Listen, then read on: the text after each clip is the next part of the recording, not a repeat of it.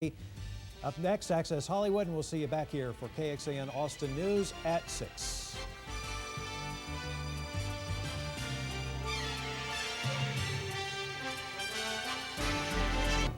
Hi there, I'm Michelle Bias, live in the KXAN studio. Here's what we're working on for KXAN News at 6. A first-hand look at the destructive power of Hurricane Katrina. We'll have video exclusive to NBC News showing her powerful impact as it happened. Plus, the aftermath from Katrina continues to worsen.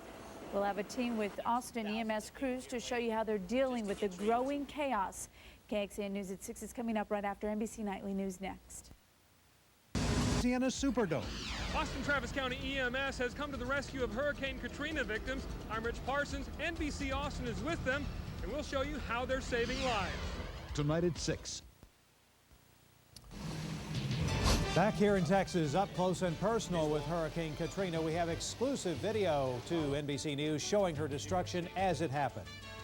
Then there's the surge at the gas pump. As prices start to spike, we'll check out predictions for Central Texas.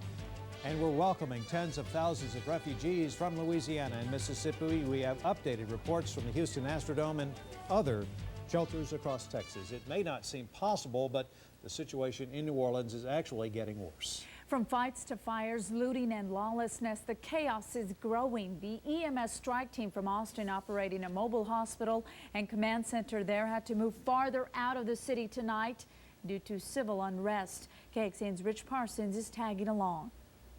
Forget how bad you thought it was. In terms of human suffering, this is much, much worse. Interstate 10 here is no longer an interstate. In fact, it's barely a road. Now it is a landing zone for chopper after chopper after chopper bringing in hurricane refugees. I just need someone to find my children, that's all. My children and my grandchildren. I don't know where this bus is taking me. All it needed to do was take me to a two-way highway. I didn't have to sit here for 3 days because I had people that was coming to get me. But this is what I had to do. This is what I had to do. Now, hopefully these people will let me off at Baton Rouge so I can see my damn daughters. Key to the survival of many is quick medical care. That's why crews from Austin Travis County EMS drove 500 miles through the night to make sure they get it. Within an hour of setting up their triage tent, Austin Travis County emergency crews were saving lives nearly claimed by Hurricane Katrina. By noon, they'd processed 250 patients. Heart problems, breathing problems, dehydration. We've had some exposure problems, even a couple people with leashes from being in the water so long. Some of the worst cases are loaded into Central Texas ambulances and rushed to safety. There's thousands of people here waiting just to get treatment, and I mean, we still need more resources to come here and help out. Despite this catastrophe and all the heartbreak and frustration it is causing, one state trooper who was on hour 26 of his duty told me, "We won't give up." Well, that spirit is being seriously put to the test right now. In Metairie, Louisiana, Rich Parsons, NBC Austin. With emergency personnel overwhelmed, the communication may even become more critical as those still waiting for help become desperate. The New Orleans police chief says 15,000 people are trapped in the city's convention center. He says some are being raped and beaten. The chief sent 8 11-man teams into the convention center, but as soon as the first team arrived, he said they were beaten back within 30 feet of the entrance. The crowd says police officials directed them to await transportation, but didn't get them out. Somebody needs to come take charge and put organization and get these people to safety. This is shirt I'm making for my baby because I don't have no clothes. In Baghdad, they airdrop water, food to people. Why can't they do that to their own people in New Orleans? Earlier, the city's mayor gave the go-ahead for them to march across the bridge to a dry area of the city and look for whatever relief they could find. A few refugees were arrested at the Houston Astrodome today. Some men went into the women's showers. Others were fighting over cots. KXAN's Jenny Hoff was inside the massive shelter where more people are pouring in by the hour.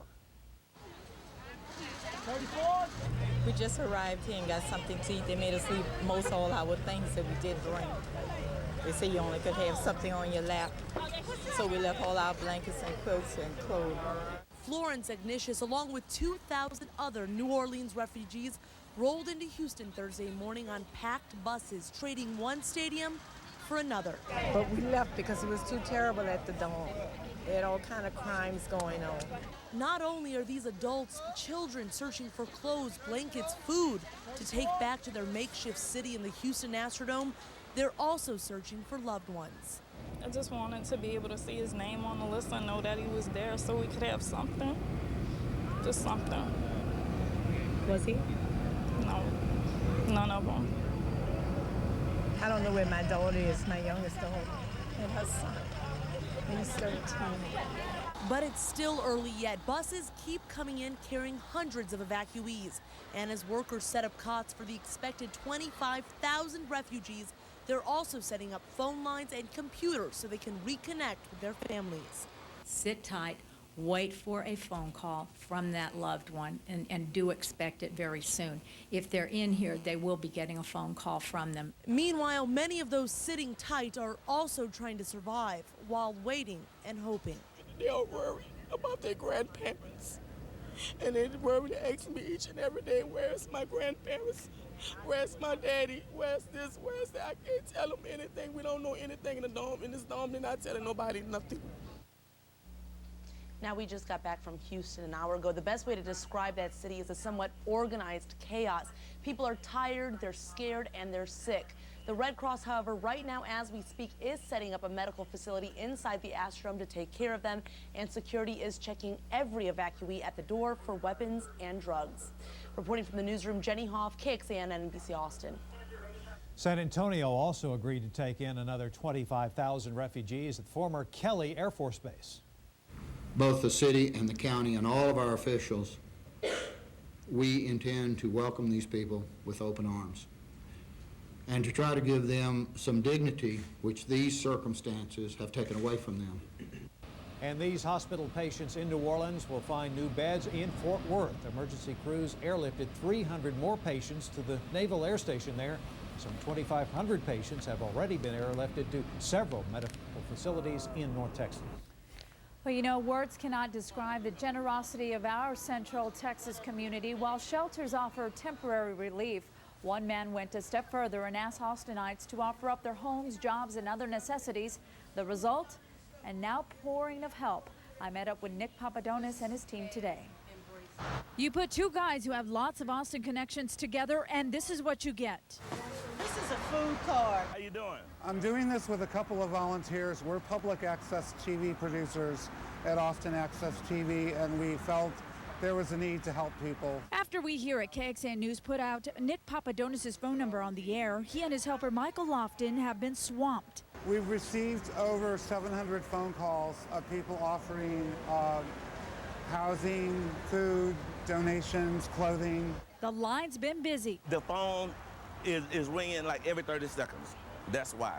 They put 61 people into housing in just one day because of people like former City Council member Willie Lewis, who offered up his houses. It's a blessing to have the property, so you might as well do something with it. Nick and Michael came to check on the Charles and Casey families. It's 17 of them. These are people inviting you into their homes, helping you get clothing, helping you go to the food bank. The family has received everything from toys to medicine to clothes to even a gift card to go buy groceries. The Charles family has been staying here at this Motel 6 since Sunday. They won't be staying here much longer.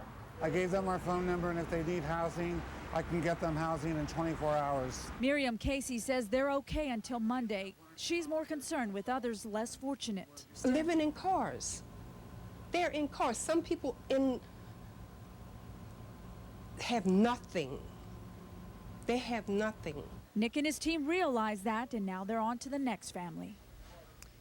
As you heard, there is no shortage of volunteers. So since this is the only phone number to reach Nick, please try to leave it open for people who are looking for help. Universities across the country and here in Austin are finding ways to help hurricane victims. And this is a catastrophic situation, and we're trying to help alleviate some of the stress that people are confronted with and help students and their family deal with a pretty difficult situation. That's why the UT campus has opened its doors to student transfers from schools shut down by the disaster. As of today, as many as 70 students have enrolled. To be eligible to attend UT, students must be Texas residents. Deadline to enroll is September 7th. St. Edward's University is making similar accommodation for students on a case-by-case basis. And we are heading into a Labor Day weekend around the country, and let's check in with. Still ahead, we're putting you in the storm surge. We'll show you exclusive video from storm chasers who took extreme chances to show the world what it felt like when Hurricane Katrina barreled in. Hurricane Katrina is affecting Central Texas in more ways than one. I'm Santa Henderson. We'll talk about higher gas prices in a live report. With Time Warner, stories of survival and the latest on those still missing. Of course, we'll have continuing coverage tonight on KXAN News at 10. And the heat remains up here.